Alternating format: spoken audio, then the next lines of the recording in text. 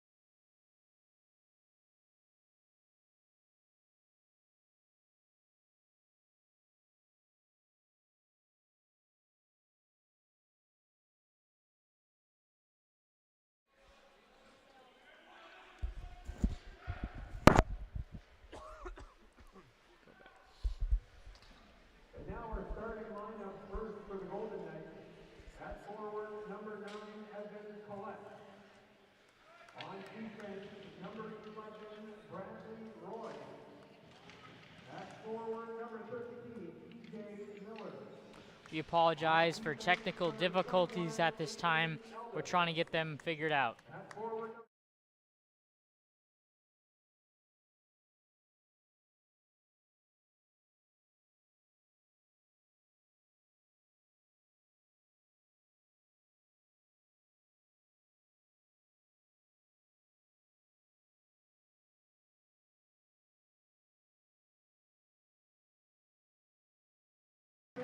We apologize for technical difficulties.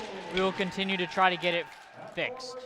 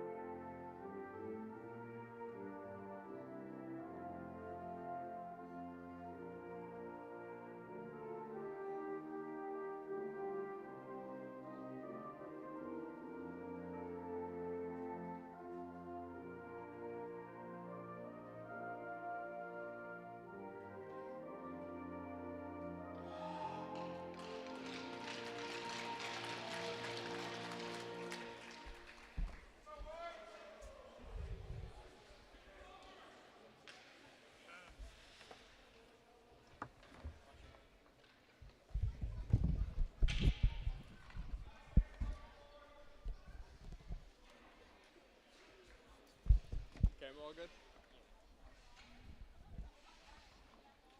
Am I muted or no? All right, guys, welcome back. For now, we have everything set up. I'll keep you guys updated if we have any other technical difficulties. First face-off coming up real shortly. One thing to note for the Red Foxes, James Hickman, who we mentioned from the top, is not starting for the Red Foxes. So a little bit interesting there. He's not getting the start. And line one, Casey does not win the face-off that time for the Red Foxes, as it is the Knights with it at this point in time.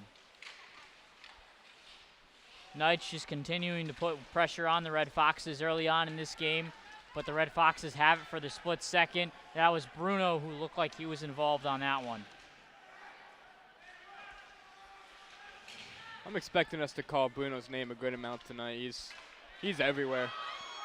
Oh, he certainly is, and that's going to be a steal that time by Clarkson. Looks like we got a new referee in this one, Clark. I think it's three new refs on I've this never one. seen any of them. I haven't either, so 3 new referees for this huge matchup, SECHL hockey. Really looking forward to a good battle in this one. I mean, this is rare. Smalley's missed, what, 3 games already? Yeah, not Smalley like him. just not here. It's disappointing. I miss my guy Smalley. He just doesn't want it. Probably he's busy doing other things. What can I say? Captain Jack Barone on the ice this time. Auburn, New York forward was getting involved on that one. Ty Law.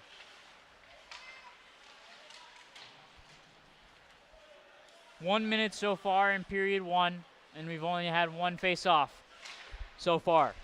Red Foxes just trying to clear it out at this point. Off the boards. The Red Foxes so far, despite there being so much In front, but Russo says not so fast.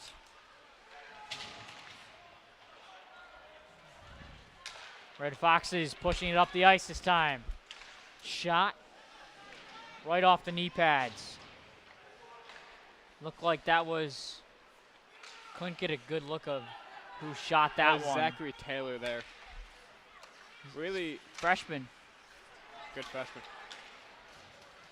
Talked about youth from the open. Shot blocked, and that one's going to go out of play. A little bit of luck on that, on the Red Foxes end on that one.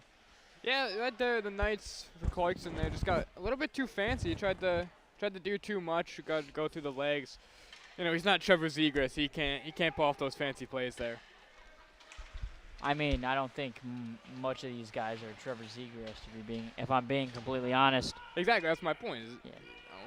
He's in the NHL. He can make that move, but these guys got to keep it simple to the fundamentals, and that's what the Red Foxes excel in, is that they do quick forward, the lateral movement, puck passes, and then they get good rebounds and routine opportunities. Trying to push it up the ice that time was Stoneman, but just couldn't get it over. Early on in this one, you guys are just joining us. 3 minutes so far played in period number 1. Casey, and that one goes out of play, and he takes a shot right there. Stoneman wasn't too happy defending Casey on that one. Big lick on that one was Declan Reagan, who just took a huge hit right into Casey. Declan Reagan's a big guy coming in at a height of 6'6". You don't see that much. Don't see that often. And I can only think of one player who's 6'6". Yeah, in the NHL. I was gonna say the guy that I was thinking was gonna be Zdeno Chara, but he. I was gonna think of Tage Thompson. You know, a forward-to-forward connection there. And would you like that? He's also number 72. What are the odds of that one? Wonder if he's got the same wrister. Maybe he does. For the sake of the Red Foxes, I hope he does not.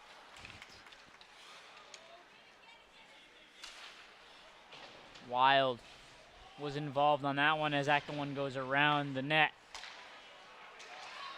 Putting pressure is Wild. He puts it up the ice into the ozone, but the Knights just put in power. What have you seen from early on in this one from both sides? So far from Clarkson, they're keeping the puck in the zone. When it gets up to them, they're making the right plays and not forcing shots in the Red Foxes' shins and sending it down down deep. But then the Red Foxes, on the other hand, they're also getting up in the defensive zone shooting lane, so it's causing them to force it down the sides, which is what you want. You don't really want pucks up the middle. You want them off to the side. Less chance of them score. Going around the net this time is the Red Foxes. Back to the boards. Barone defending. It's going to go in the middle of the ice. But the Knights contain it off the pad on that one.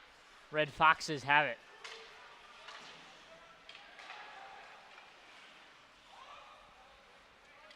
Right off the board, they want a line change. They get it in Clarkson.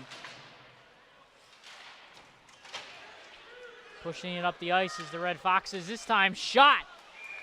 Deflected off the tender on that one, and that one goes out of play. You know, something I'm noticing on the goaltender there. He has an or an alternate captain patch. You don't really see that often with goaltenders. You don't, but I guess there's always something to look forward to in games. Something new every day, they say. And that last shot was Zachary Taylor again. So early on in this game, Taylor really putting the pressure. That's what you need. You need shots on net. You know what they say, the more shots you got on net, the more opportunities you have for goals. I know it sounds simple, but it's true at the end of the day. It is. I mean, if you can catch a goalie on the wrong night and you keep putting shots on him, the odds of him getting his confidence back if you can put one in early it's slim to none. Cetera is in the game for the Red Foxes. Has had a lot of action so far this season, but he's on the ice for the Red Foxes. Almost a steal on that one was Berg, but wasn't able to get it into the O-zone.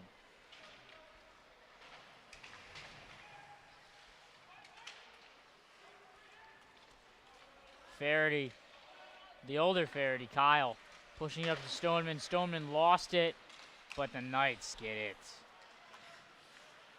You know, it's interesting that Clarkson, their nickname is the Knights. You usually don't think that the Knights are green and yellow. No, very rarely. I typically think of them as it's like a silver or a white team. But I always think of black, like UCF, you know, Army. That's fair. Golden Knights. I think of the gold for the Golden Knights. Man, I know it's not Knights, but the Kings. It reminds me of silver. Obviously not the same thing. Yeah. But they're around there, both medieval times. Certainly interesting. Very. And after this game, I know it's still early on in the first period, 14-32, but they will be playing Clarkson tomorrow as well. So back-to-back games against the same opponent. Should be interesting to see if they have Russo in that game as well, or if they will go to Schauder. At this point, with how Schauder has been playing and how Russo has been playing, the switching games off and on has been really working, as the Red Foxes are hot right now, 4 straight. So, and both goaltenders have been playing phenomenal. So if you can, don't fix what's working, as they say. Did you just give the announcers jinx on that one? You said 4 straight for the Red Foxes. I hope I didn't. There's still a lot of time here left. No one scored just yet. 13:50 left in period number 1. Red Foxes haven't had a lot of opportunities early on in this one. Clarkson has had a few, but wasn't able to much anything out of them. Is Casey just sprinting down the ice, is able to do so, but didn't have an extra guy, and they're going to get him off after that sprint down the ice. That's really good hustle there. That's what you need from a team. That shot was deflected on that one, as that was Hickman, who I mentioned off the top, was not in line number 1 to start.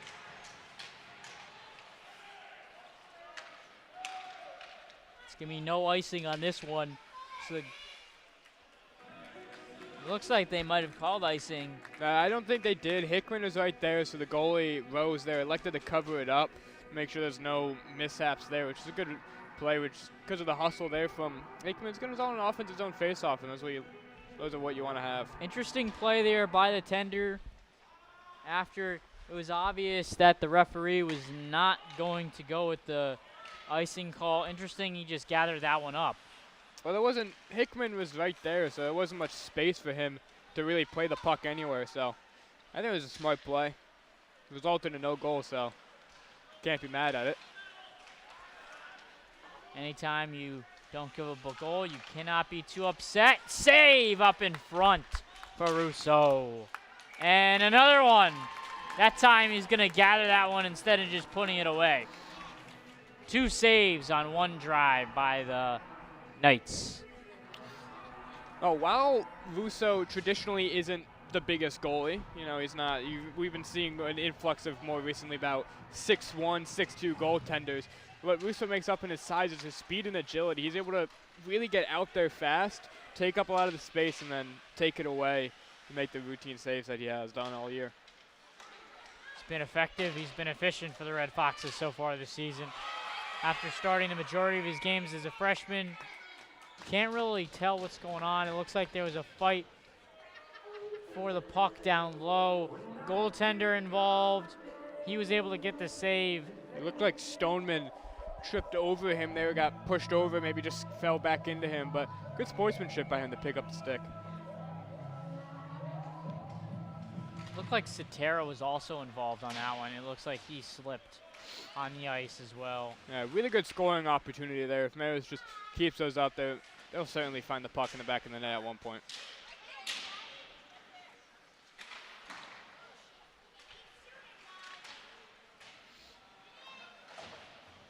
Whoa, off the face of Ferry, but was able to do so.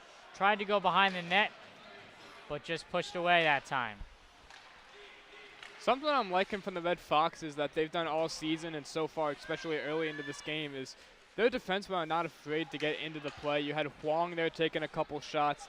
Then you also had Faraday. He's getting down into the play, making some hits. This is what you like to see, get your defensemen in there so it's not all in the offense. Oh yeah, Kwong. I feel like he's the name that no one's really been talking about this season, but he's been effective. He's been efficient in his ice time. He's one of those glue guys. He may not put up a lot of points, but you know when he does, they come up in the big time, in the right time. And then he's a sound defenseman. He makes the right plays consistently, steps up when he needs to, and then also plays back when he wants to. Yeah, it's not all about the stat sheet. We see this in hockey all the time. People are going to say, oh, this guy's the greatest player because, you know, he scored the most points. It's not necessarily all about that. It's about being a team guy. There's different ways of having an entire team. You got team guys, you got point guy, you got goal scorer, you got assist guy. Everybody has their specialty. Exactly. It's all about their impact on the ice, and that comes in many different forms, like you just stated. Casey, over to Keogh, the assistant captain. Tried to give it to Wild, but just went past. Tip there, so no icing.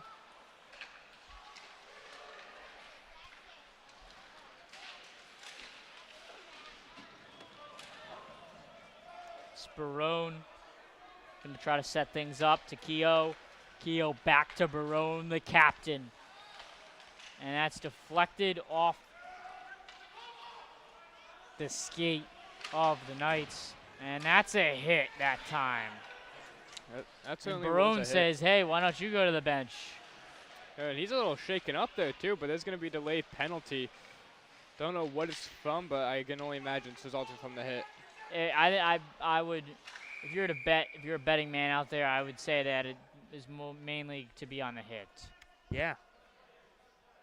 Yeah, that definitely was it. I think it's too busy looking at the puck that went into play. It looks like it's a holding call. Yeah, and that's on Barone from the hit. He kind of just held him there for a couple seconds. I didn't fully see the hit, but I'm not sure if it's the right call or not there. Can you test? I mean, holding, I mean, maybe, but, I mean, it's not, I wouldn't say it's one of those obvious penalties, but it's checking instead of holding. Charging. Okay, so if it is charging, then yes. If it was holding, probably not. Charging makes a little bit more sense.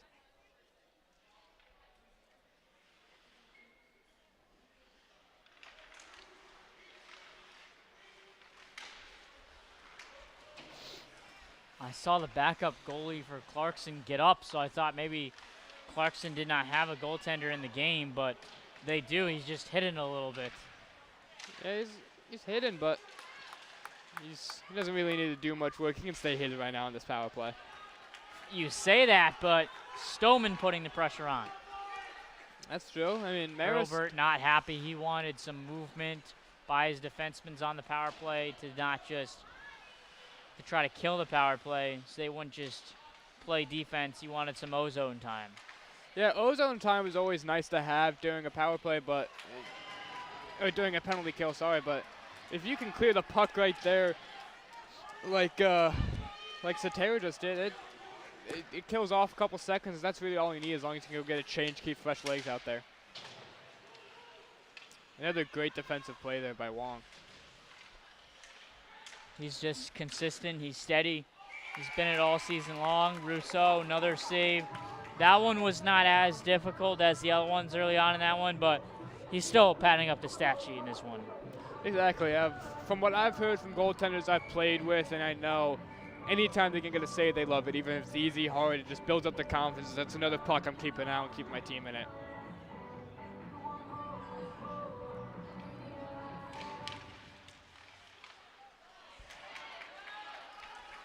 Marist penalty kill has been spectacular this year, both on just the defensive level and the offensive level that they've been bringing on him.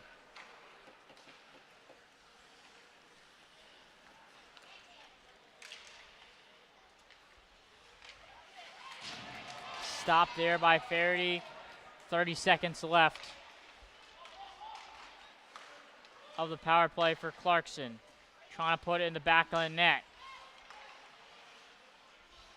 20 seconds left of the power play. Foxes trying to clear it.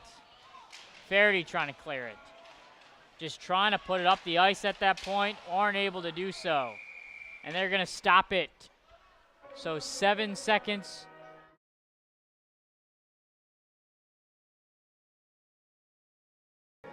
Seven seconds left. 7 seconds on the power play. What did you see on that? What were you going to say on that one? Sorry. It's going to be just a hit from behind right there. I didn't fully see who took the hit, but he turned at the last second there and resulted in a hit from behind. Good call. Going to have 4-on-4 for 6 seconds here. Just having some camera issues at this point. So we'll be right back with the full version in just a few. In the meantime, Clarkson wins the face-off, putting it down the ice.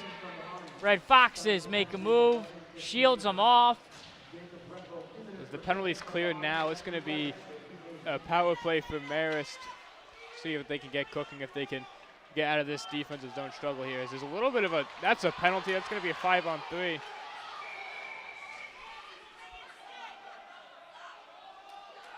Going to be holding an interference here. You have a big 5-on-3 here. That really saved them. Right there's a little bit of some extracurriculars from Doobie in the defensive zone.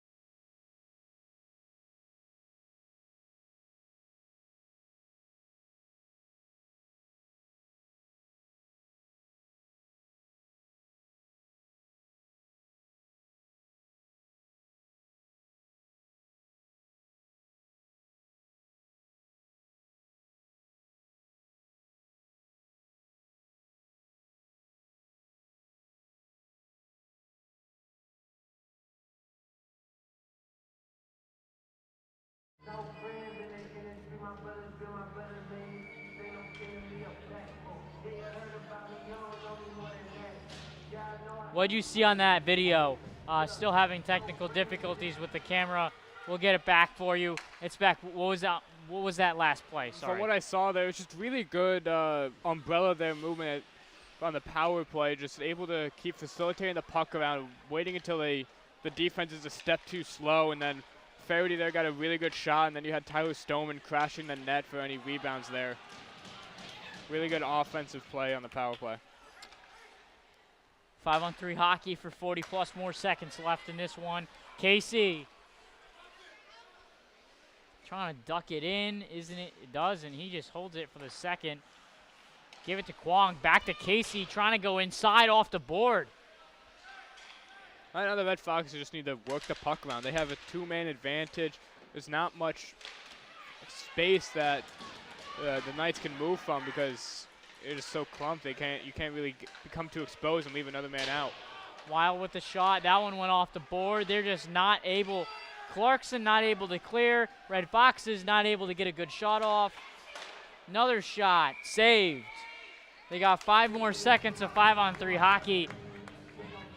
And at this point, 5-on-3 hockey, you gotta capitalize, especially with 4 seconds left on 5-on-3 and then 30 seconds left for a power play. You do, yeah. Obviously, you want to capitalize on a 5-on-3, but even if you don't, it's not the end of the world. You know, it's all about building momentum, especially this early in the game. Maybe later, if you're really in crunch time for a goal, yeah, you want to force one, but right now, early in the game, still 0-0. As we just passed the 6-minute mark, just get some momentum going. I don't think you need to necessarily force a goal, but I think if you look at this game, you have an opportunity 5-on-3 hockey. If you look at this game later on, you're going to look back to this moment and be like, we had an opportunity, we had 2 more skaters, and we weren't able to finish. Oh, exactly, but I'm saying, like, if say they score on this power play, that's yeah, good. then That's it's what I'm fine. saying. You want to build some momentum yeah, into the power play itself as well. At the end of the day, they just need a score. Yeah, you need to score throughout the penalty, Yeah. no matter how. I mean, there's 15 seconds left, so you might want to. I mean, you don't want to go in a rush necessarily, but you want to take advantage. Exactly, and if you can get into the zone, get settled up, it takes even a couple seconds for the guy that's in the box to get into the play and fully get settled. So you realistically have a couple extra seconds of power play. Especially like Colette there, he's not really getting the play. He's floating right now. They got to look behind him. Farady's not even seeing him. That could be a really dangerous play if no one caught him. Could be dangerous here, but Rousseau is going to be aggressive, and he's just going to put it out. And Clarkson guy, Colette, didn't really get involved on that one. Had an opportunity to take advantage. It looked like it could have been high sticking on that one. No call. That definitely was a high sticking in my eyes. Just really got up there. There wasn't really a follow through of the pass there. It got into his neck Yeah. on that one. But no calls, so it's good. It's good for the Red Foxes. Speaking of necks, there's a hot controversy in the NHL after the unfortunate passing of Adam Johnson. Do you think neck guard should be required in all leagues? It's tough to say. I think you look at what happened in that, you might want to say yes, but you also have to look at the sport as a whole. Do players really want extra protection? Yeah, but if there's a chance of it, I think in my eyes it should be. I'm not sure necessarily a separate neck guard necessarily, but if the helmet can cover up the neck a little bit better, would be my guess on that one. That's true, but the neck guards, I don't know if you know the makeup of them, but they're made of Kelvar. So it's tough to really put that into the helmet. That's what stops the neck. Because there's another. Yeah, it looked like there was some action on the boards on our end. So Red Foxes are going to be going to the box. Elliot Berg. This game so far is off to an opposite run of the past couple of games. So recently, there hasn't really been many penalty calls, but this game there's been. Feels like it's been left and right. I mean, early on in the season so far, the penalties have usually been in the second or third period. Right now, it's just been all in the first period. So they're new refs. So I think that's a huge reason why we see more. That definitely is. They're not 100% sure what they can get away with. As you know, if you have the same ref in every game, you know exactly what they're really going to call, what they're not, in what situations as well. Opportunity for Clarkson. Rousseau just all over the place. He sees a guy on his other side, and he's like, I got to gather this one up. Get a couple new skaters on the ice for the Red Foxes.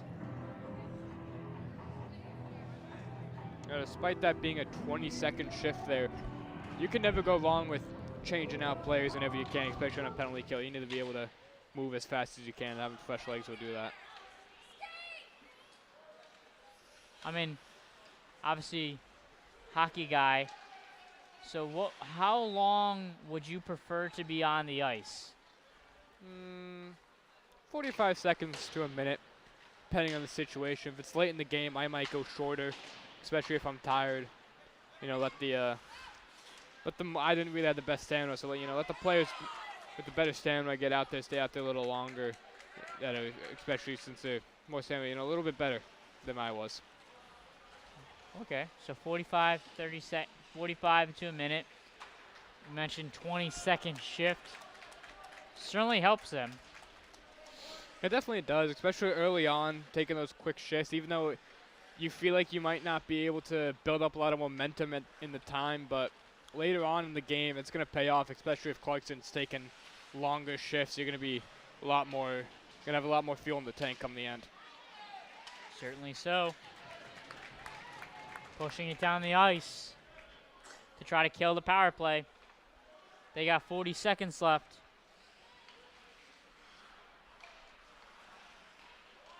For the power play for Clarkson. Movement to Garcia. Back. Gets a shot off just around the boards.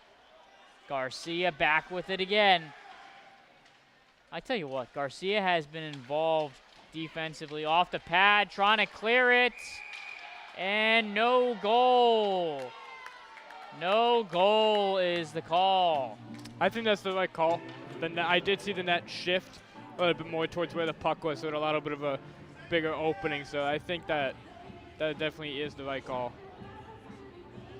Also, let's look at the coaches here for Clarkson. They look pretty young. They look like they might be students at the school.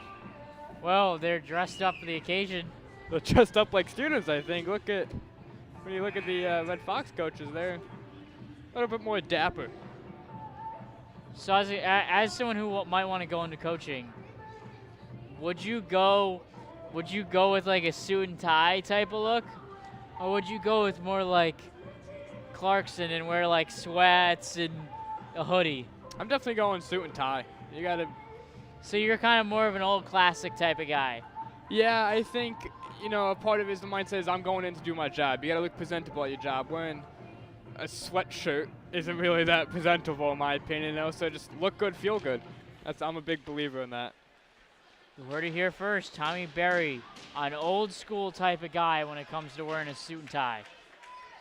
I wouldn't really say old school because the whole game is still doing it.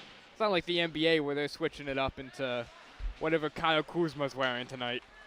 I mean, we've seen since COVID, a lot more coaches have dressed up a little bit less professionally and more casual.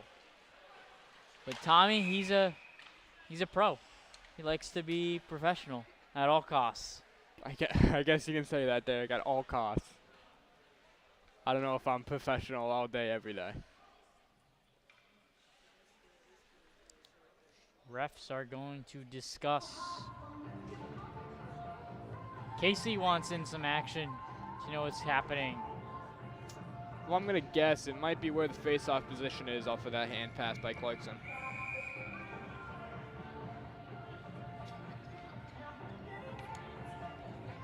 A couple of Marist trying to do his sub. They're not going to allow it. A little weird, though, because as the home team, you always get the late change, and the ref never put their hand down saying you can't change anymore, so not 100% sure why that's not allowed. And this time they get a little bit of a change. Hickman went in for Casey, so not much of a change in experience on that one.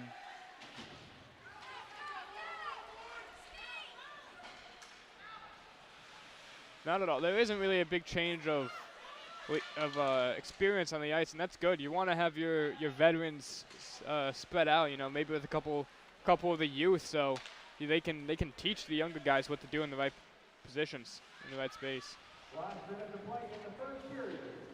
How are we only 1 minute left of the first period? This one has been going by fast, I think. Yeah, the lack of face-offs will do that to you. Just right now, it's just really been free-flowing hockey, which is that's the type of hockey I prefer. Beautiful to see. Yeah, really can build up your momentum. I feel like this game just started. Definitely did. I think it started about 20 minutes ago.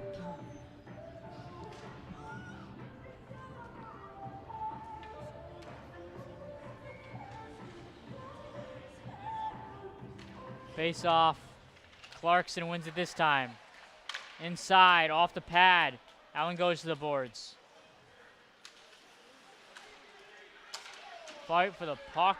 Clarkson takes control of it. Pushing it up the ice.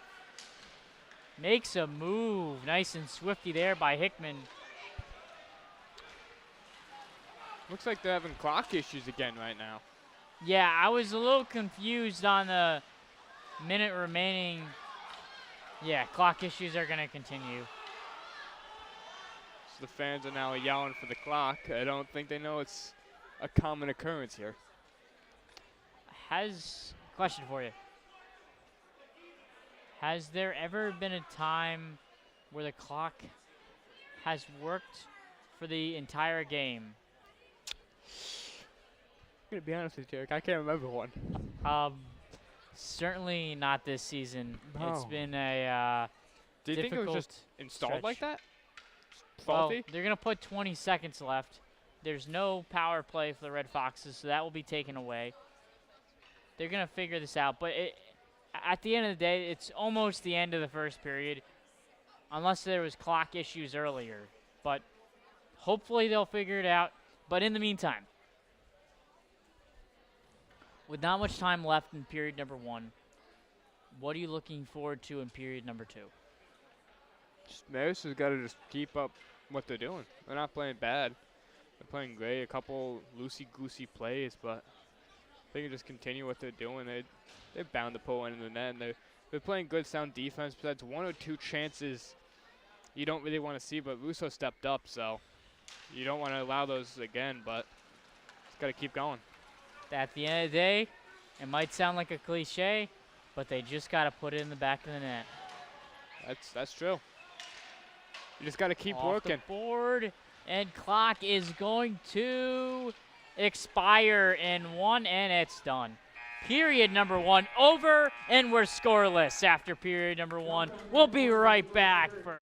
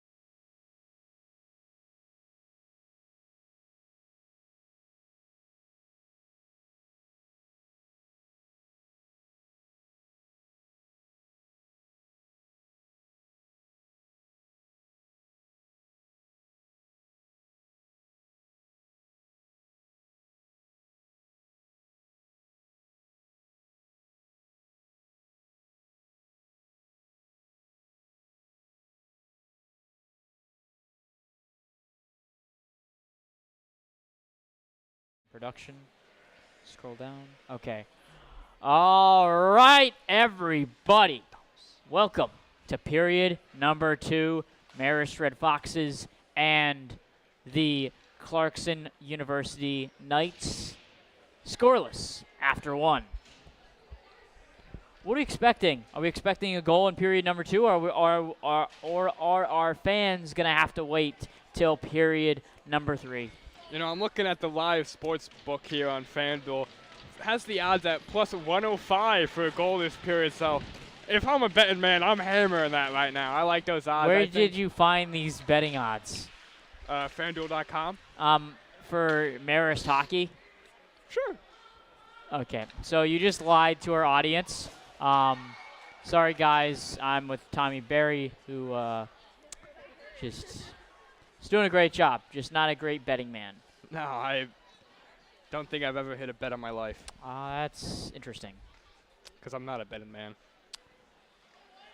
All right. Because I'm under 21, you know, I can't be betting. Well, yeah, but there's a difference between betting, and then, like, betting with your friends.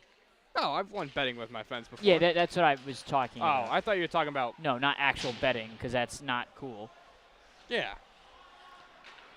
All right, period number 2, 19:30 left. 30 seconds in this one. RedFoxes putting the pressure on Clarkson early on in this one. Let's see. Oh, just right there. That was a great play there by Heaney to beat that Heaney off. Sorry, is not in the that game. was wild. I thought I looked at my sheet the wrong way. Come on, you should know these guys by now. Casey, oh, off the board. Gets tripped on that one. No call. Clarkson, they're going to try to lead the charge. Hit in the back that time. Wild got in the middle, and he's going to be taken out for a small line change. You know, before we went on air, you talked about how you had dinner. So what is your go-to meal before, like, a hockey game?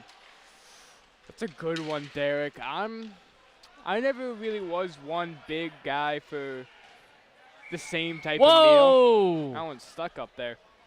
Talk about ceiling, and they are using that ceiling today. And this Marist team, they do have a high ceiling, unlike the rink. That's a good one. So back to my point. What's your go-to meal? I don't know. I was a superstitious guy once I got to the rink. So I'd kind of eat whatever I wanted before the game. So you're not a superstitious guy then. You're not an addict. No, once I got to the rink, it was. Yeah, but there's a difference between being superstitious and being superstitious at the rink. That's true. You can say I'm a routine guy at the rink. Yeah, you're routine. And that's in the back of the net. Clarkson, first goal of this one. Really bad timing to be talking about food. What happened there for the RedFoxes was just lack of back check. It allowed the Knights to really get into the offensive zone. They get settled in for the short amount of time, and realistically, they pressured on the wrong guy, let a guy wide open in the slot at the top of the circle, put a really good wrist shot that beat Russo. And it was Robert Southwick from Massena, New York. Another big guy who's coming in at 6'3", one of the taller guys on this team. Tell you what, they've got a decent-sized roster and height on this team. They definitely do, and they're fast, too. It's going to be a delayed penalty.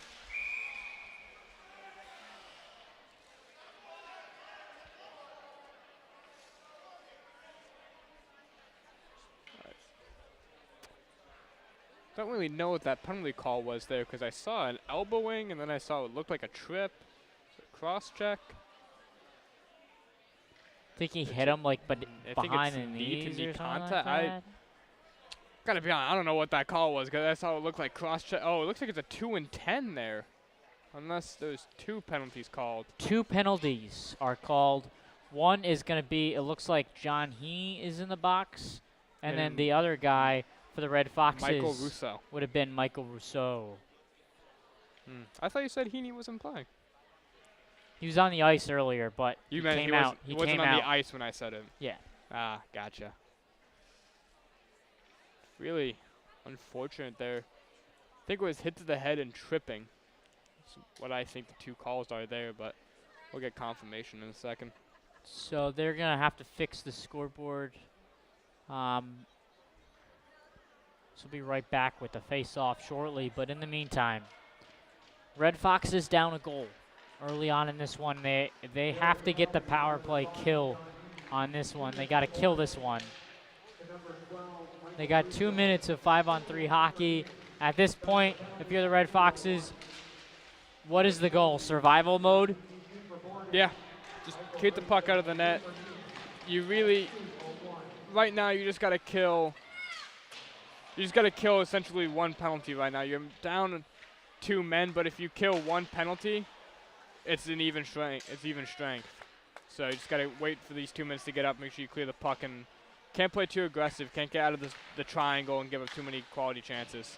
Miller passed it inside for the Knights. Still going inside. Back to Miller. Miller passing it off again. Hasn't got a shot, and it's scored again. Clarkson answering again. 5-on-3. They take advantage. Right there, it's just a defensive mix-up. You had a guy that was just in the front of Russo there screening him, especially you had a Red Fox there battling to get him out of the way, and it just caused for more buys in front. I don't even think Russo actually saw that pass because he wasn't even close to being there, and that's not even on him. You got to get buys out of the way, especially on a 5-on-3. You need to make sure your goaltender can see every shot there. Now after the 5-on-3, it now goes to 5-on-4 after the goal by the Knights.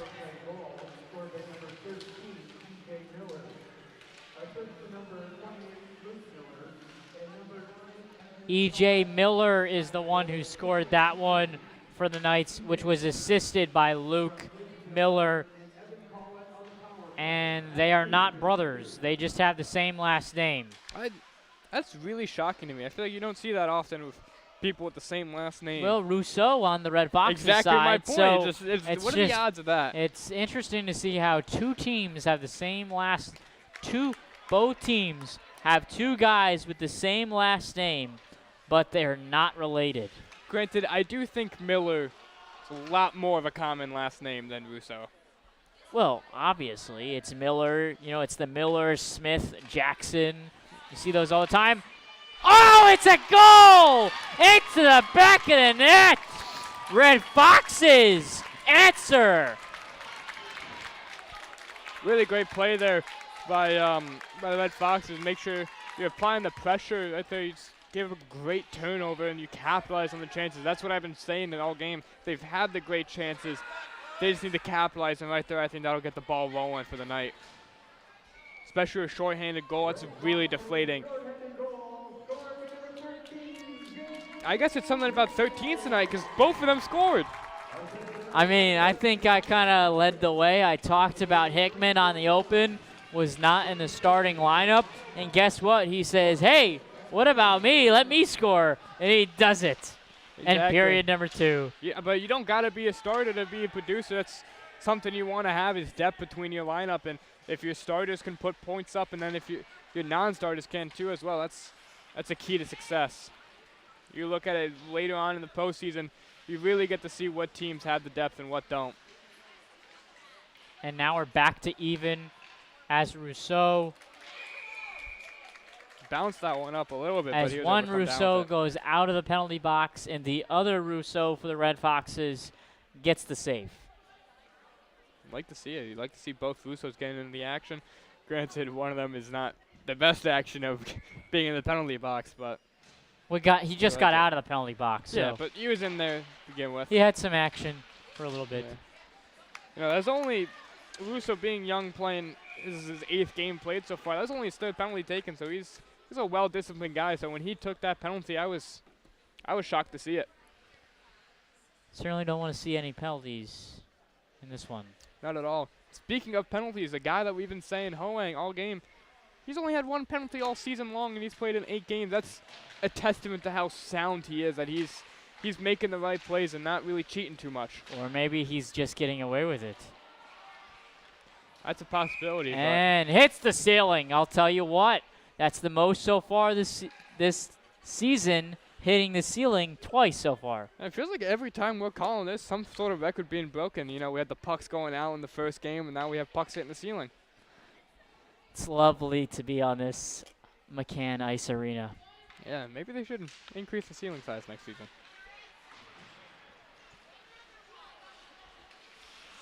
Wonder, what do you think the number is? Over, under 28? No, that's way too low. Over, under 300 pucks in this roof. 300 in the ceiling? Yep, if they were to tear From it down. just Marist or from No, all time in this rink. all time in this rink? I don't know when this rink was opened. I don't know either, but I think I'm going to go with the over. I'm going to take the under because I don't think this is that old of an ice arena. Because it was the Mid-Civic Center instead of an ice arena. True. So I feel like it would be under. Stoneman, your guy. Oh, tried to make a play, but deflected by. I think Stoneman's your Clarkson. guy. You're the one who called him out at the beginning of the game. You're the one who has talked about him throughout this entire season. It's your guy. Fair point. He is one of my favorites. I like him a lot. He's a cool guy.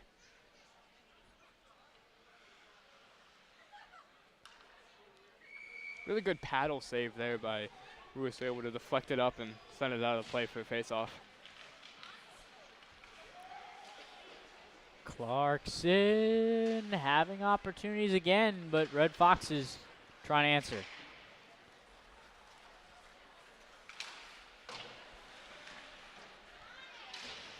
And that's gonna, stays in play. You know, I was looking for that one. Taylor pushing it off the board and around.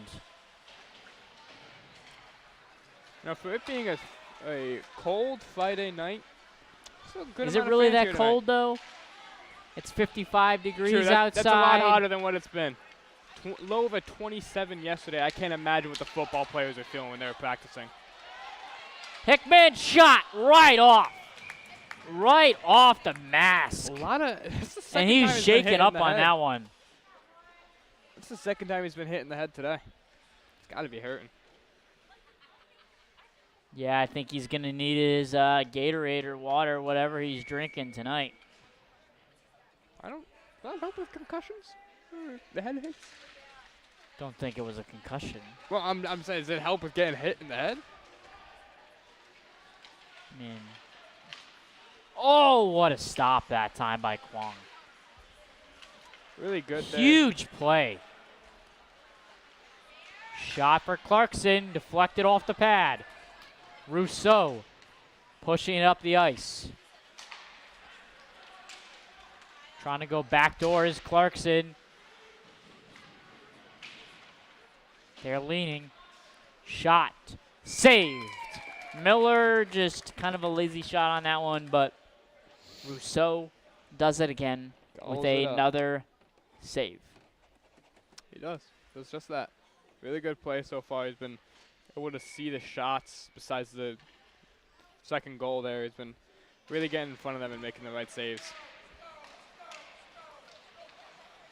You know, it's very quiet on this ice so far today. Fans haven't really got involved in action in this one, with the Knights leading 2-1. Not really, because it's really just been a back-and-forth game. There's been a little bit of action, Opportunity! but it's just been going back and forth, kind of some lousy chances like that, where like there's a good chance there, but it gets broken up easily, and then it's sent down to the other way. It's not like the Pink the Rink night, which was. Oh, that was a loud electric. That was electric. But the game before Pink the Rink night, the band was here, so another loud atmosphere. I really thought the band was going to be there for Pink the Rink. Nope, they had other plans. They had to watch that. They were at the football game, and after the football game, they probably didn't want the band all the way after a football game to travel to the rink. Not at all. So it would have been a long day for the band members. Really would have. I know they get up at, what time do they get up? Like 7 o'clock? Because I know the Champ residents aren't too happy with it. Well, it depends on what day. I think if it's a Saturday. Oh, yep, they got to prep. They start their prep bands. So Yeah, before the game. for the game, they start doing their, you know, quote-unquote musical chairs, I call it. But it's really just practicing. Yeah, and the people in Champ aren't too happy because they get woken up. Well, that's not my problem anymore. One of the perks of living in the upperclassmen area, isn't it? Well, it's always a perk to be on the older side of everybody. Fair point. You know, you'll enjoy it once you get old, like Right. me. Are you really that old? Oh, I'm an old man. I'm an old soul at heart. Shot scored again. Clarkson answering yet again. Really tough play there by Russo. Just, I don't, as much as I like the guy, I don't really see the point of going out to play that. He's an aggressive goaltender, but sometimes you just got to stay at home, defend your home. Can't be going out too much or else it's gonna get a little messed up. Howlaw was the one who scored that one for the Knights, but Gonna be his 4th goal of the season. I really do think you mentioned about the coaches for Clarkson. I think they heard you and they said, "Hey, Tommy, look what we're gonna do in period number 2." And guess what? They answered the call and they got 3 goals so far in this one. Yeah, they did. They really shut me up. Really proved to me that it doesn't matter how you dress as long as your team can perform. Red Foxes win the faceoff. Barone. I'm looking at this Knights bench. It looks pretty short. Doesn't look like they got many players, so hopefully Marist can take advantage of that in the later stage of this game as we're about to hit the second half here. Icing called.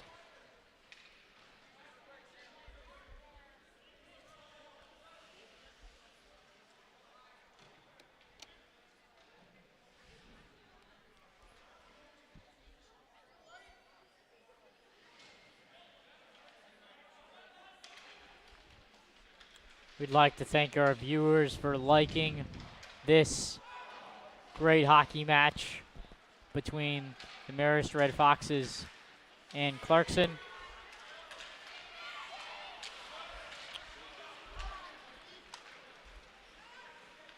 Right there, James Hickman just tried to go through too many players, trying to make one too many moves.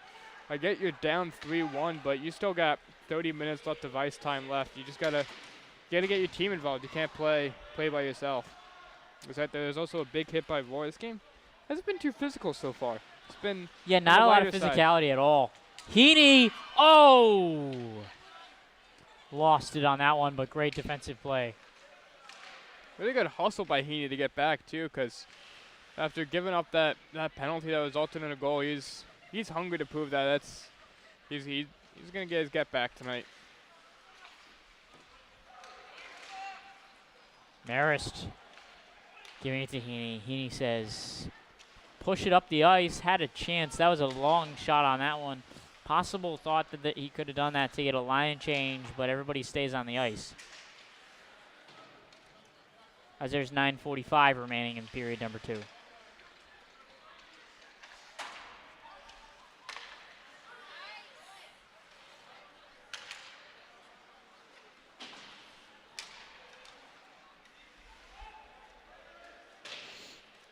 Clarkson has really taken advantage of opportunities in period number 2. If you're the Red Foxes, what are you looking to do here? Just like how they've been doing, just like how the Knights have been capitalizing, you gotta capitalize. You just gotta get another one in the net and just hopefully that shifts the momentum and the Knights get a little tired as Russo's getting tied up trying to pick up his stick. There's a hand pass call. Gonna result in an outside faceoff.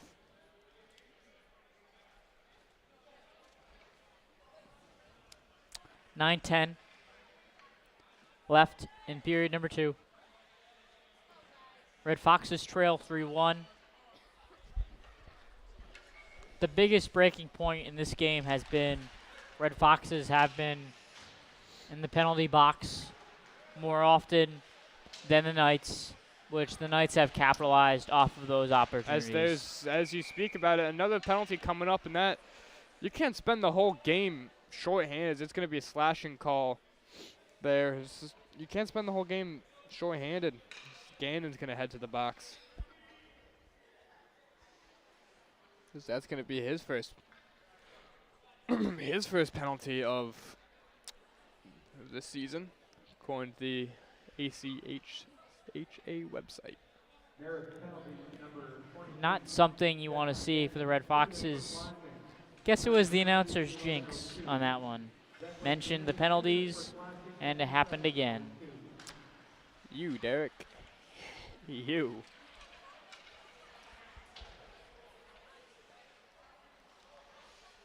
The assistant captain, the goaltender for Clarkson. And Clarkson loses it. It's Wild. Oh. Lost it for a second. Trying to get it back, and he does. Great pass to Casey. Oh! When you got that one guy, that they had in the penalty box really hurt them there. If they had that extra guy, you would have had someone right in the middle to possibly put it in right into the back of the net. Just weren't able to capitalize off of that opportunity. Yeah, for sure. Having an extra guy just always helps. Being a man down, it allows for the Knights to just put an extra man on the puck, and it really hurts your ability to keep possession for so long.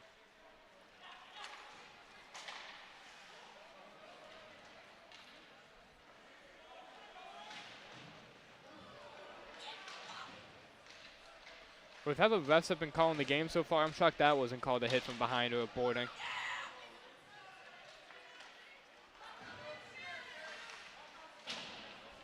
Because right now you're down right now. That's wild. You give a little bit of an extra shove there. You got to make sure that you play discipline. You've already given up enough penalties. You just got to make sure you don't give up too many to where it really screws your team over.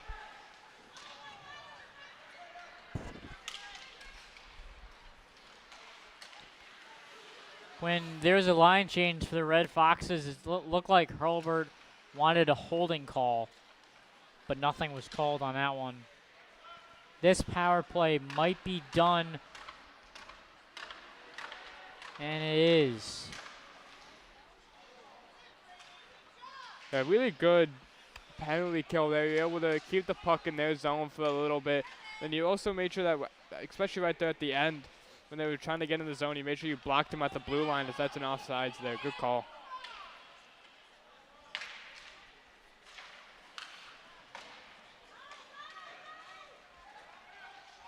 Opportunity, fakes it. Was Berg. Flies over to our side, and then flies back down.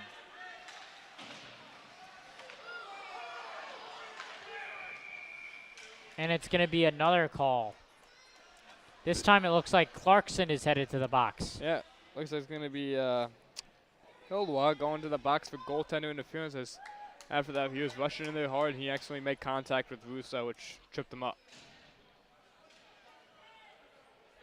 So Red Foxes get a call their way this time.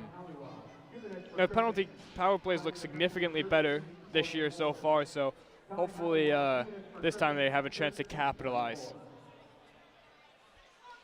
I told you in period number 1, they had 5-on-3 opportunities, weren't able to capitalize. We'll see if they're able to capitalize off of this power play here. And like you said, they very well might be going back and looking at that one, hoping they're able to get one.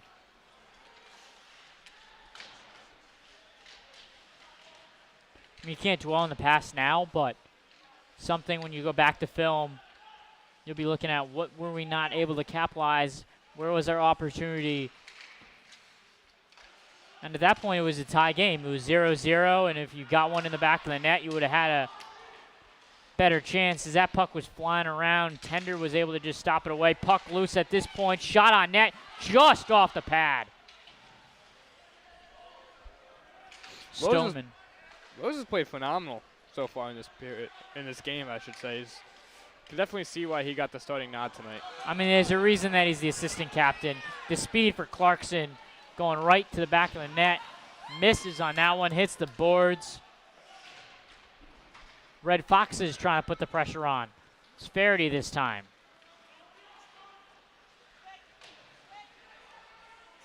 Looks like Marist is going to try to get their second power play unit out now, as the first one is unsuccessful.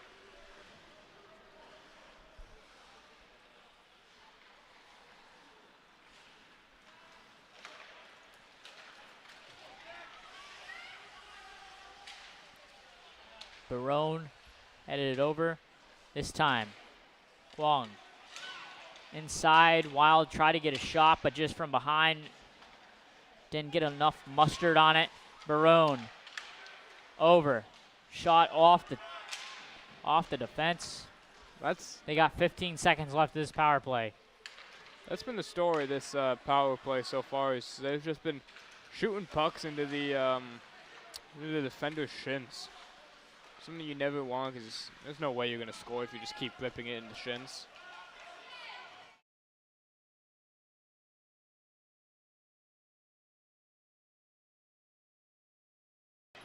We'll be right back with action once we get the camera right back on.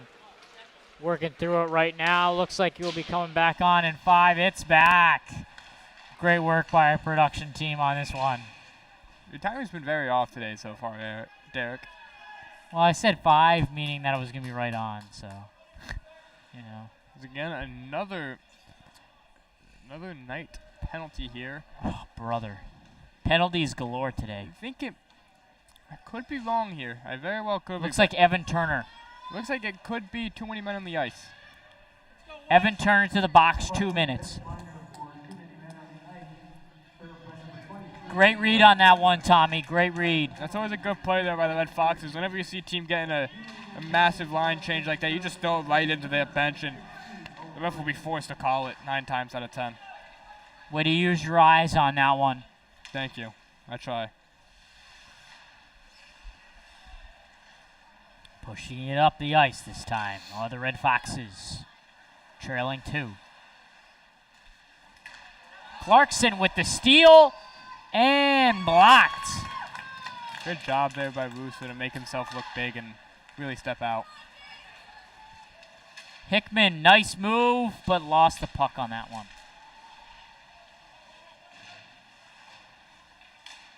Stoneman's stick just went flying. Lost control of it. Got stuck. He's checking to see if it's broken. I don't think he can tell yet still. He's going to hope it still works. I'm not sure either the stick isn't working or his hand is like frozen at this point. As RedFoxes here are going to have another 5-on-3 opportunity as Stoneman got bumped off the puck from behind. It's going to result in a 5-on-3. They didn't capitalize on the first one, but hopefully they do this time. How much time did they have on the 5-on-3 the first time? I think it was a minute 15. So a little bit less time this time. I 56. 56 seconds. This is crucial time for the RedFoxes. I could be completely wrong. It could have been 45 seconds, but if they can score here with the 50 seconds left on 5-on-3 hockey, you get a goal here. Now it's 3-2, and you still will have a minute left of the extra power play, so you have a chance 5-on-3 to get 2 goals, and you're right back in this game tied. Shot on net, no. Exactly. Pushed away. They've also essentially had 5 straight minutes of a man advantage, so it's almost the same thing as the Knights taking a major. So if they gotta, now's the time to really capitalize. You gotta tie them out. It is Barone. Keogh deflected. Nice slide on that one. Yes, he's hurt too. That's a Southwick. of a good team. Around, bumping around, just behind the net. Bounced off the roof of the net.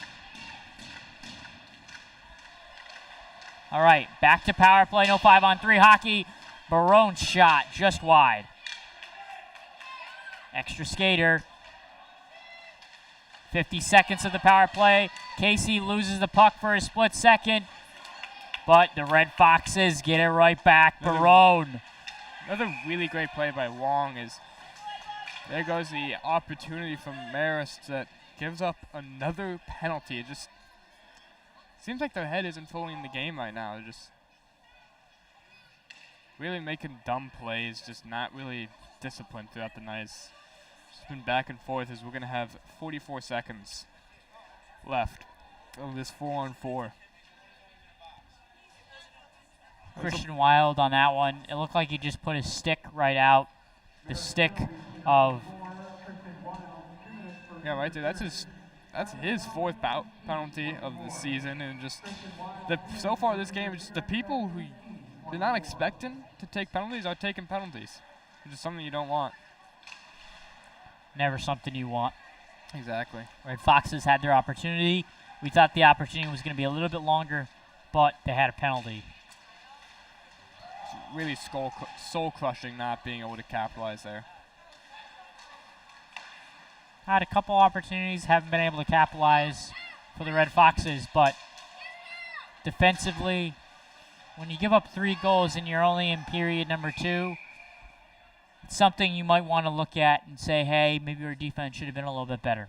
Yeah, that's true, but at the same time, you gotta, the defense, they've been lacking, but at the same time, it's been lack of discipline that's been causing the defense. If you're a man down for the whole game, like 2 goals after the second isn't that bad, but 3 goals, it's worse, but one of them is a power play goal, so just, you can't really count the same, but it counts the same. It's just poor mental for this game. Maybe it's a lack of preparation or just... I wouldn't say necessarily a lack of preparation. I would say more of a lack of discipline. Yeah, lack of discipline, just not really fully being in the game, and that's what I mean by preparing. Is that you're not fully ready to get in there and make the right plays. You're being a little lazy at the times, maybe not skating with the right person or just not laying up when you need to, like when Marist took that charging penalty. Extra guy on the ice, I believe, for Clarkson.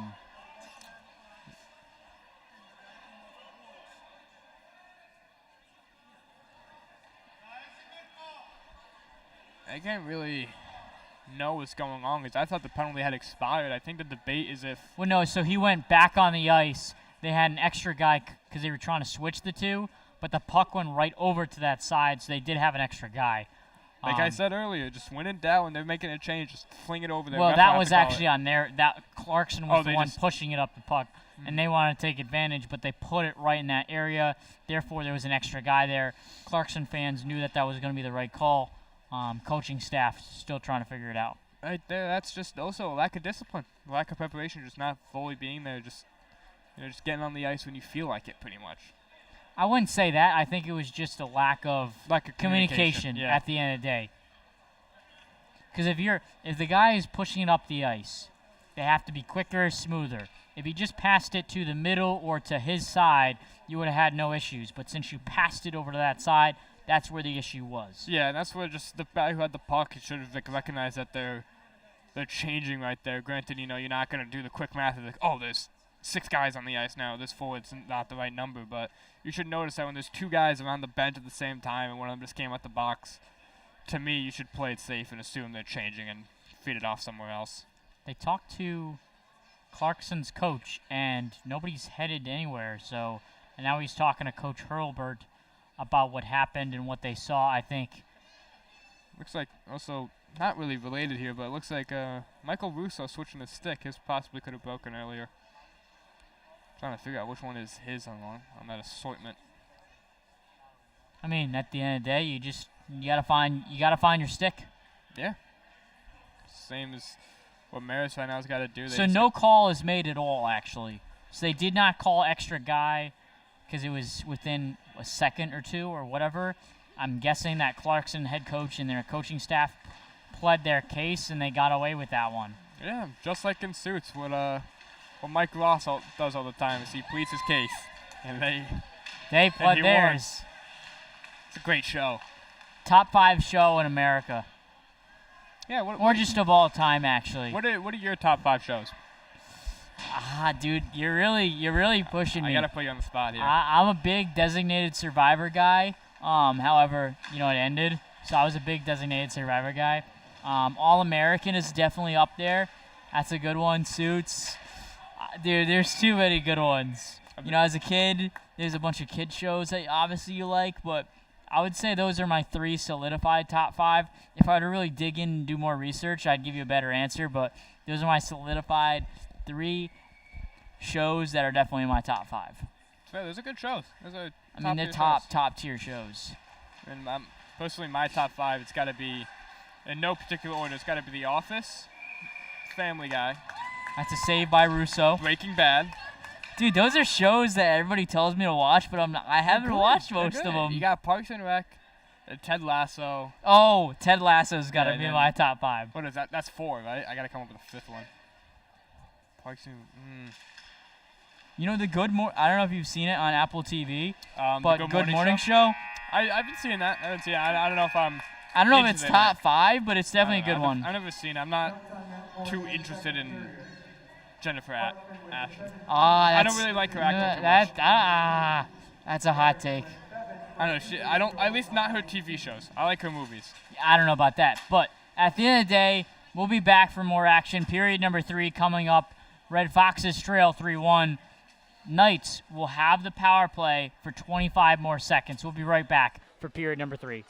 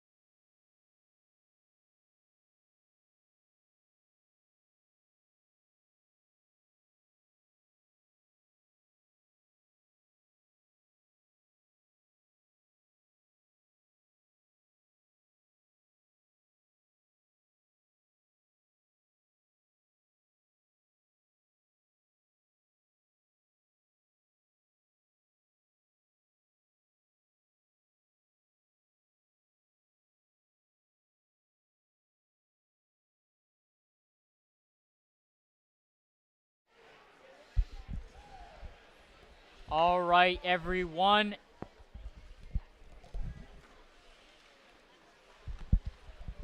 All right, everyone. Welcome back for period number 3. Clarkson University will be on the power play for 24 seconds to start this period. Red Foxes down 2 goals in this one. What is the key for the Red Foxes to score 2 to tie or 3 to win? Crawl back one at a time. You can't score 2 goals with 1, obviously. It's not how math works. So you just got to make sure you get that first goal and you build on that. So that should be the main goal. Is right now you have 20 minutes, so you got a good amount of time. You can get a goal every 10 minutes, and that ties you up. So you just got to worry about getting the first one. Then you got to come out hot. And make sure you don't play bad. Clarkson wins the face-off. Been hearing a lot of that tonight. Red Foxes not doing. They haven't won a lot of face-offs. Not at all, and that's typically what they're very strong at.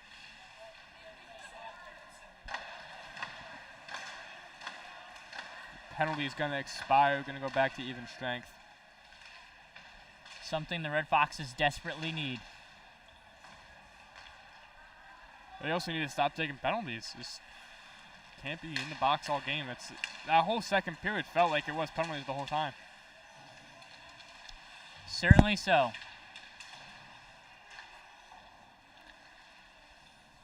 So back to our topic. We talked about TV shows.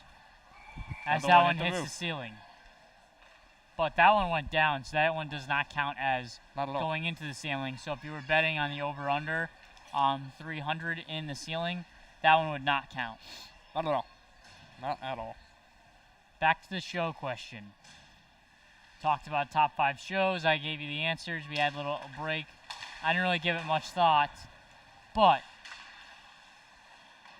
what is your favorite hockey show? Hockey show? There isn't really hockey shows. Oh, there's one that I'm thinking of right now, and it's a good one. I can't. Top of my head, I can't think of one. Miracle on Ice. That's a movie. Same you idea. Said a show. Show, movie. No. Fine. I'll restate my thing. I'll say film. My favorite film. Favorite film. I forget favorite the full hockey name. film. I forget the full name, but it was a great movie. Let me get Hold it real that quick. thought for 1 second as the Red Foxes are headed to the box. Zachary Taylor. Not something they want to happen in period number 3. No, it looks like I don't. Now, while the Clarkson coaches were listening to me about my comment about their dress attire, it looks like the Red Foxes weren't listening to me about their attire or about their discipline, and it still seems to be a lack of it tonight. But back to what you were saying, favorite hockey movie? Or maybe not favorite hockey movie, favorite hockey film. It's since I said show and you didn't like my well, because answer. I thought you were talking about like a show like Ted Lasso, like that's based around like soccer. Fine. Fair enough. Go on. Shocker. It's not Miracle. Okay, you're just wrong. But it's Mystery Alaska. Mystery Alaska. That's a great movie. Really nice save by Russo. It's a really great move there. He had so much speed coming into the ozone. The Red Foxes couldn't stop it. Made a nifty move as the clock has stopped working again. Not the day for the clock today. Never is. You didn't catch on to my rhyme, I guess. Well, I got struck out by the buzzer, by the clock there. Back to what I was saying about Mystery Alaska. It's about this small team in Alaska that goes all the way that plays the New York Rangers in an exhibition match and beats them. Great film, just great character development. I love it. There's a good hockey show that I was watching on Netflix. I can't remember the name of it. Is it I'll Goon? get back to you. Goon is a good one. That is a good one. But yeah. that's not my favorite. I know those ones I feel like aren't too hockey. Like they're hockey related, but they're not like hockey related. I see what you mean. Yeah, they're just people are just messing around. It's more or less like a comedy. I'll get back to you about the favorite hockey Okay. show. Save a center-ice face off here. Barone trying to lead the charge for the Red Foxes. He gives it over to Satera. Satera pushed it up the ice, but then lost it. Clarkson taking control of the puck for now.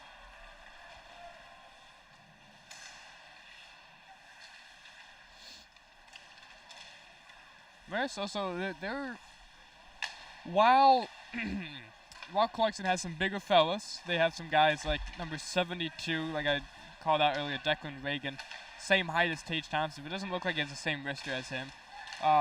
Despite the height of those guys, I think all around Marist is a bigger team, but they haven't really been using it. They've been weak on their sticks, not really putting the pressure down. They haven't been picking up sticks in front of the net, which it's just not a good look for the team. Clarkson opportunity, wasn't able to connect on that one. Power play is about to expire for Clarkson with 5 seconds left on this power play. Let's see if, unlike the second period, They get the kill. We can actually have some sustained 5-on-5 time, to where I think in that Red Foxes have kind of been playing a little bit better. They've, despite the score being 2-1 on 5-on-5, I think Red Foxes have been the better 5-on-5 team with the amount of chances they've stewed up. Now back to the hockey TV show question. Zero Chill on Netflix. It's a pretty good TV show. When did it come out? It came out like 2 years ago. So Anyone know you're gonna have to put that on your playlist. Once I finish Ted Lasso, which I'll finish How have you not finished Ted Lasso? Because I just started watching it. When I finish it, probably this weekend, because I'm that addicted to it, I'll make sure to give it a watch. It's more about skating than actual hockey. Oh. But it is still about hockey. Because one of the, just a brief, I guess, previews. Yeah, give me a quick synopsis. So there's this guy who's obviously the hockey player. He changes. We have another penalty here. It's going to be 55 on Clarkson Brandon. Looks like I think he's going for elbowing. Could be wrong there. He's given a little bit to the ref with some question about the call. So it's going to be high sticking. So the main character is the hockey player. He changes teams to a different organization. So he has to go to a different location. His sister is going with him and doesn't necessarily, is kind of like moving on with life and wasn't the biggest, kind of fan. At the end of the day, is a huge skater. Family issues going on at the end of the day. I'm probably the worst synopsis person to talk about a TV show. That doesn't really sound like an interesting show. At the end of the day, I'm just might just stop talking. Yeah, we should focus on the game. Just watch the trailer, guys. Zero Chill. Let's focus on the game right now. How about that one?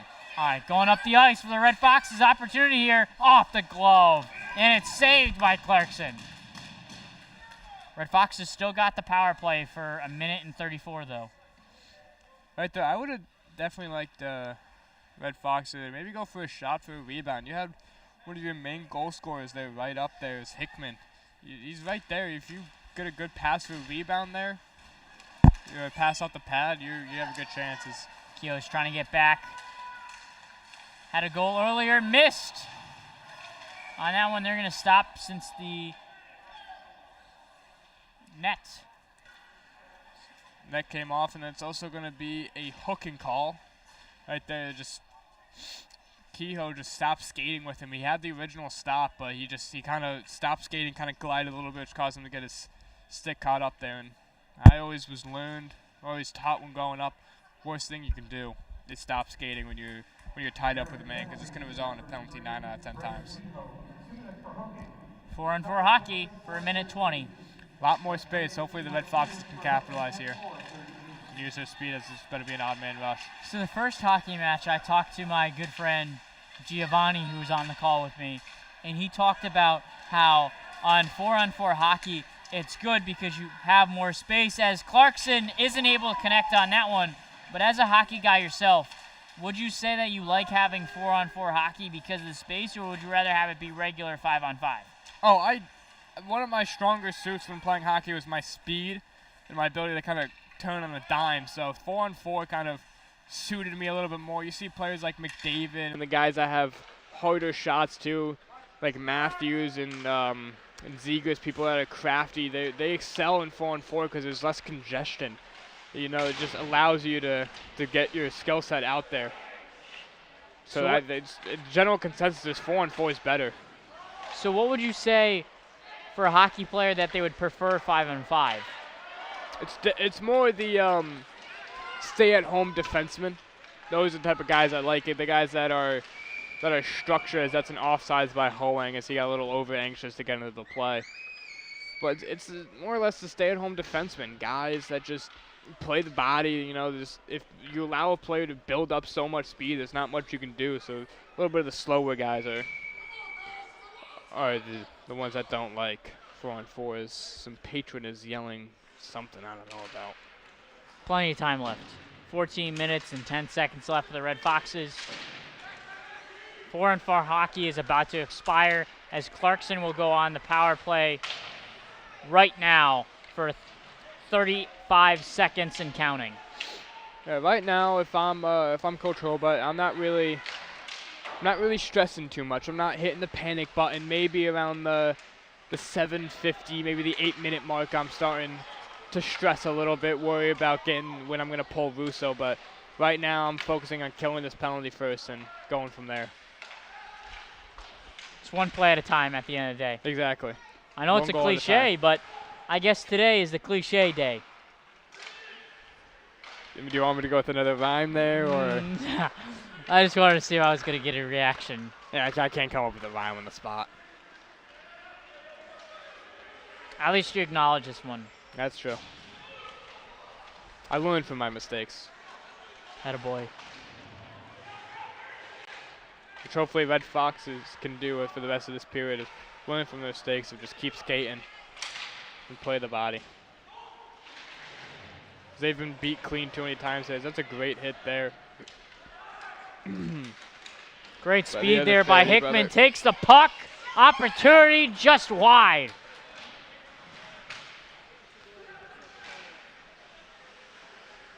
Inside to Kwong. Shot missed.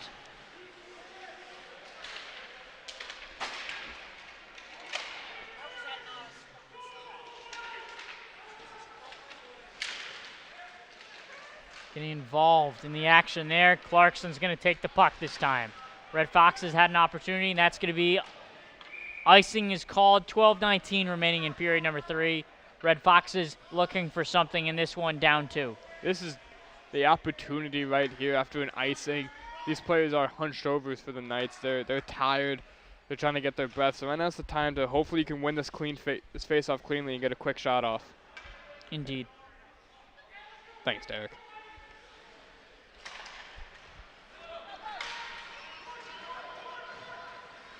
I don't know if it's me, but today Keogh seems a little bit slower today than he has in other games. He does. Typically, I think, past couple games, I think he's corralling that puck right there at the blue line. He's doing a good job. With how this game's being called, I'm shocked that wasn't a trip on Miller.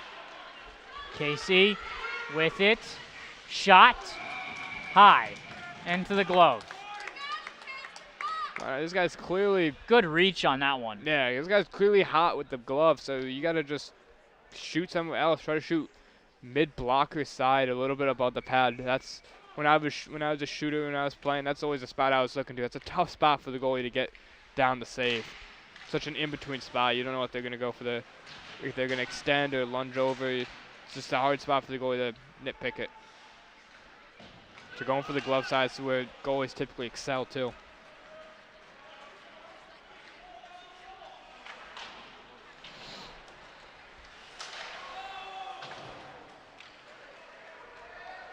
Keogh tried to get it past the defense, wasn't able to do so.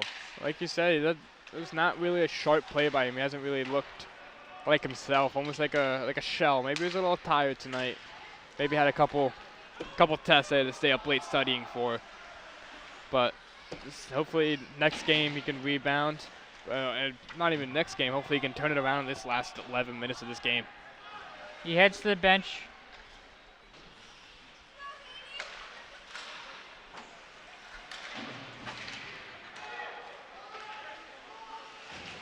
Red Foxes looking for something.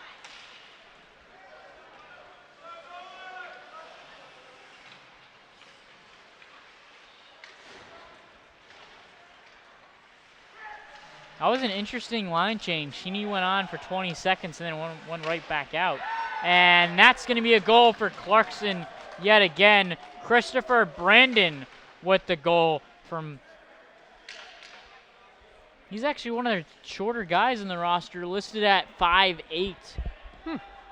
Still got 4 inches on you, though.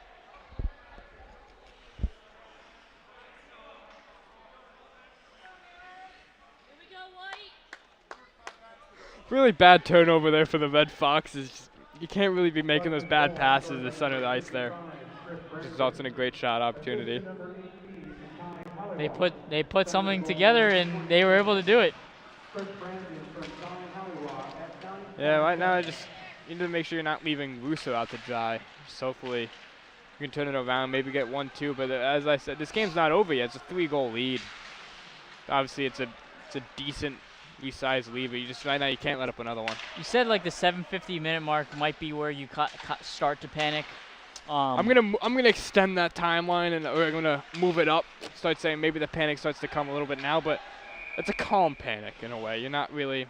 What's the difference between a panic and a calm panic?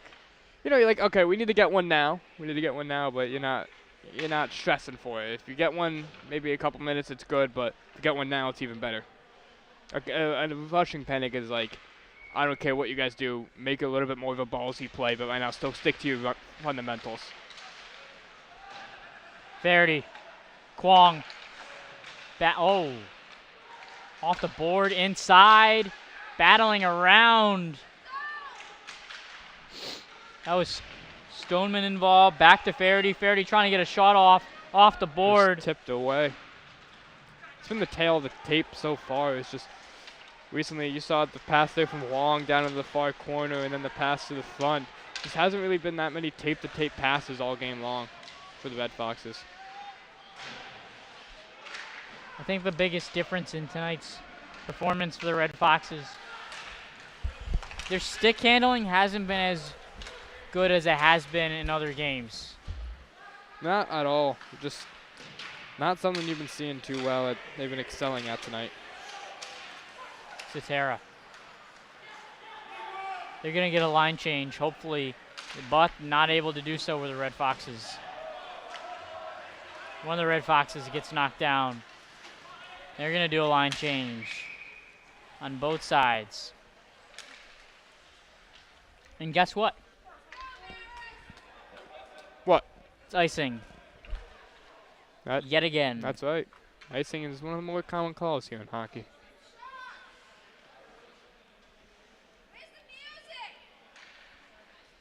Fans shouting for music now. Haven't really had music for a couple periods. They're trying to get something going for the Red Foxes. They wanted them to play a little bit more loose. But silence is the option today. Really just not good play there by Kehoe. He just turned and just still. He had a couple of seconds to react to him turning and just still went at him. And just really hasn't looked sharp tonight. Someone's down. I can't really get a good look of it. It was Wild who was down. He gets right back up. He's going to go off to the side.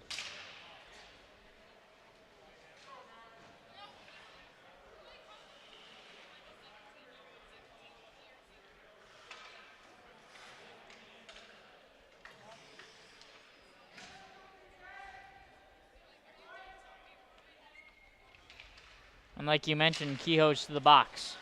Yeah, just huge win for the face-off for the Red Foxes, though. Yeah, and great play there by Bruno to, like, that's what I'm saying. Right now, you might try to force things a little bit more. Typically, if say this is a couple minutes ago when it was still 3-1, you're setting that puck down. But right now, you gotta get something going. You guys already short-handed goal, so you know you can score on the penalty kill. You just gotta get it going. Nolan Verity seeing some ice time, the younger brother of Kyle. Haven't heard his name a lot this season so far.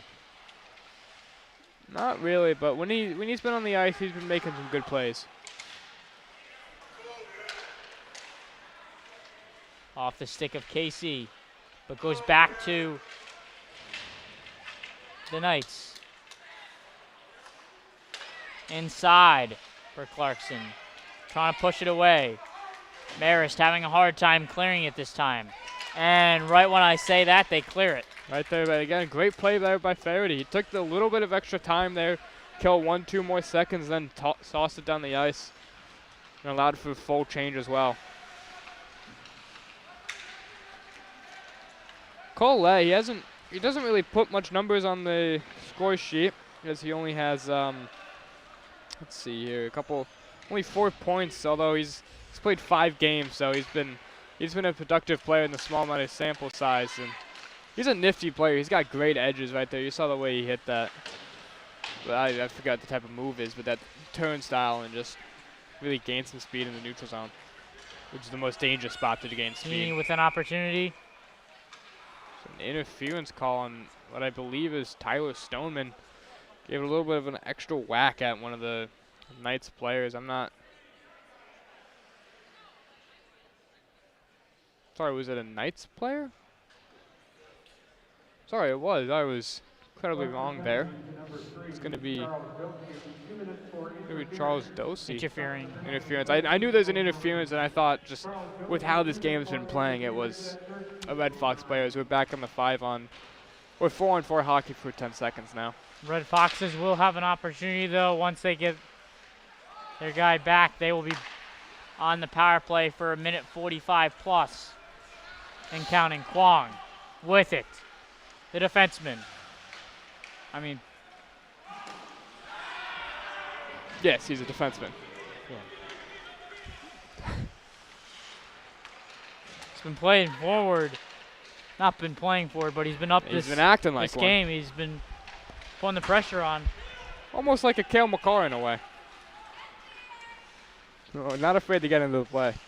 Which is what I always liked it when defensemen got into the play, especially if a play like Kwong where he's always making the right defensive plays. I never had an issue with it.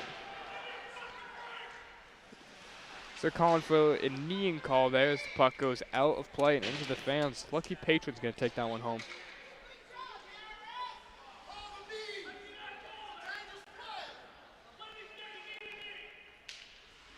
Coach not happy. Fans not happy. I thought that was no call. I thought it was a little bit of a knee, but it wasn't a big enough collision, I think, to call it because it didn't impact the play too much. Obviously, you'd like knees to be called every time, but typically knee to knee, something like that's causing a bigger reaction. Like last night, Adam Fox got forced out of the game. There's no call there. Those are the ones you need, but that one didn't injure him too much. He looks fine. Minute left of the power play for the Red Foxes. Game clock at 5:50 and counting. Again, right there, just a sloppy back-to-back pass that thrown off the board to his teammate.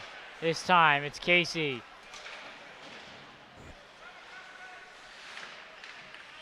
Passing around, Wild is involved. Kick pass. Back to Kwong. Off the pad. Trying to get around at this point in time.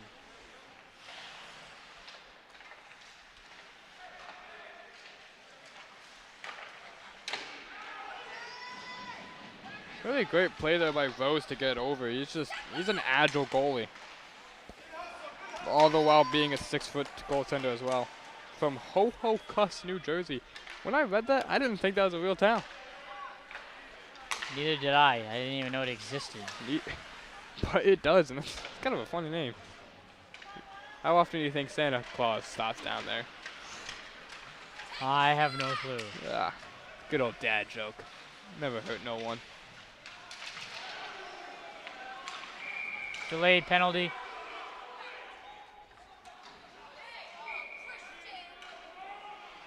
Red Foxes not happy as Kyle Faraday had an opportunity to get a shot on net, but they called it off because of the penalty. That was an unnecessary cross-check at the end of the play there by Wildy. No, really just, like we said all game, just lack of discipline. There's completely no need as it's going to be 4-on-4.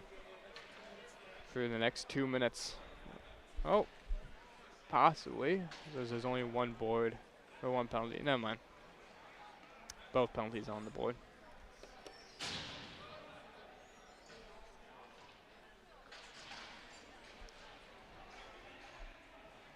Red Foxes more unhappy with the call than Clarkson, but not something Red Foxes wanted to see headed to the box. Not at all. Because Clarkson.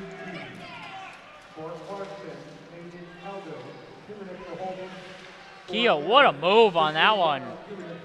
Showing something there. Just move it up. No one's really helping him out. He's just taking it himself at this point. He gets checked right into the boards.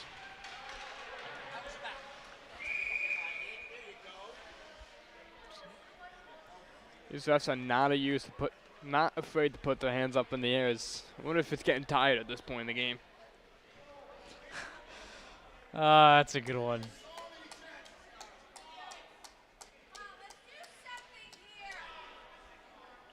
Red Fox is hoping for something. Hoping for a little bit of a prayer right now if they can win. The clock's back down. They gotta figure that out one day. We'll hope. I think there's a lot of hope in the air. Yeah, it's just gonna be 4-on-3 here. A lot of space in this.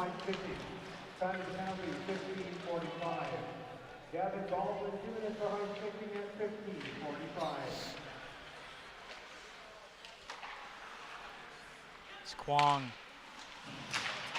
Gets a lick into him. During this third period here, the Red Foxes have been dominantly in the Clarkson zone. They just haven't been able to capitalize because it's a good hit there. A little high maybe, but fundamentally sound.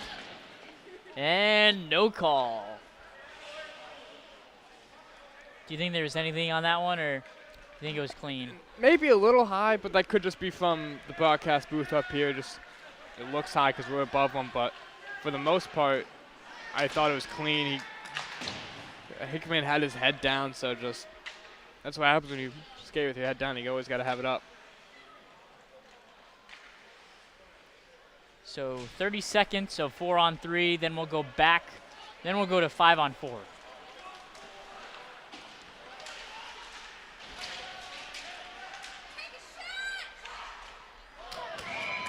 Shot saved again. They're really working his glove, and it's not working. Got to find something new. They've been doing it today.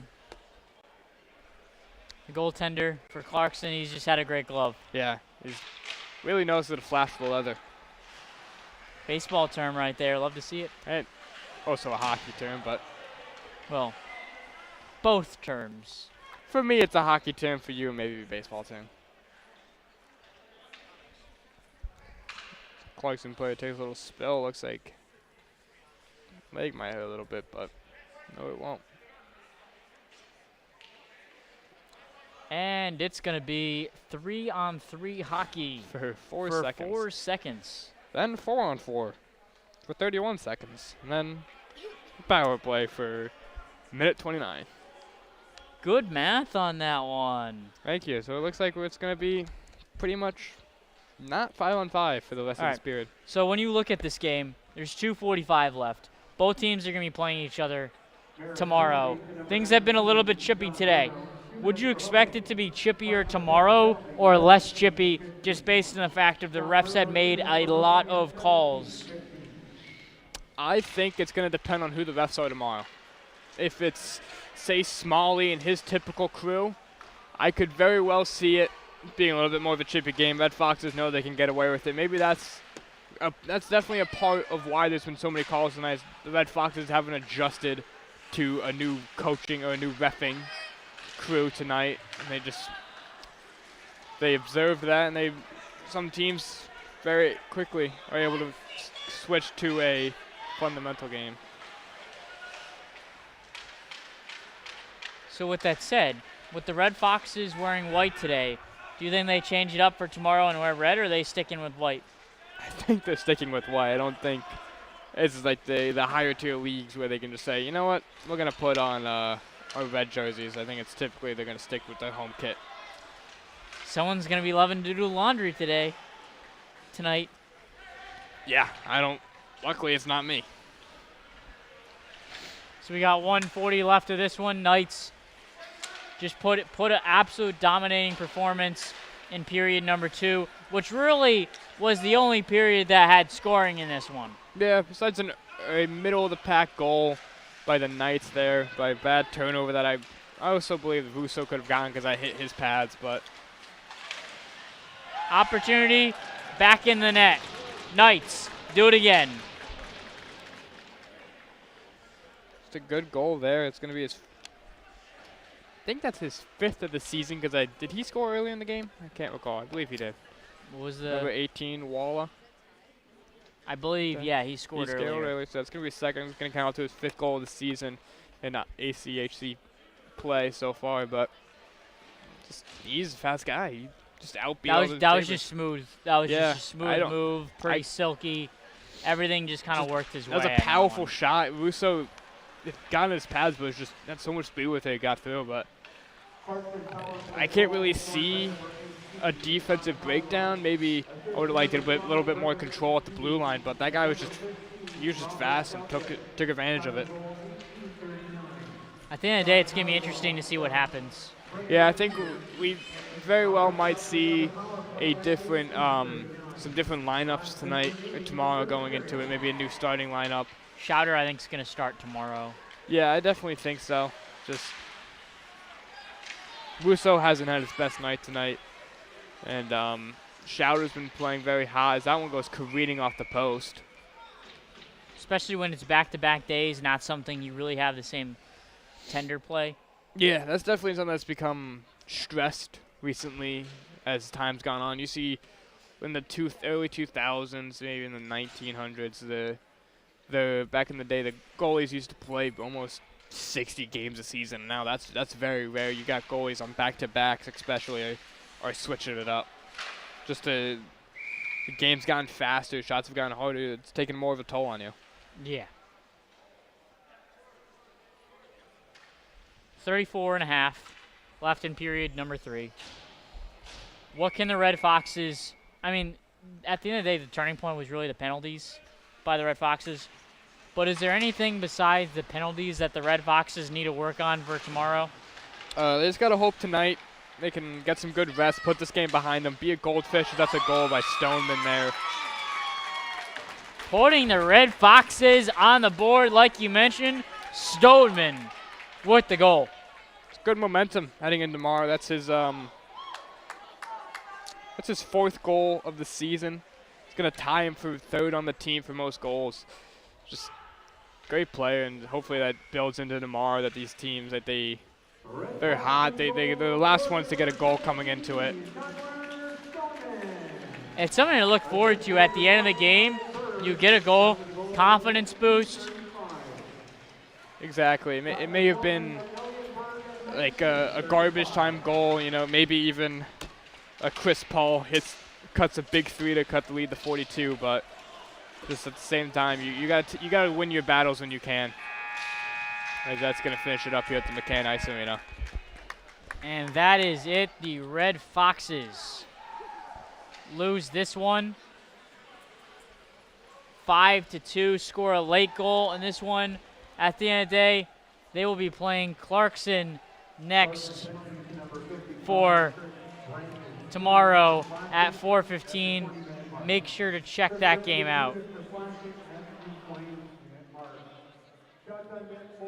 And we'll be right back for tomorrow's action versus Clarkson tomorrow, 4:15. Make sure to tune in for that one. It's going to be a better result.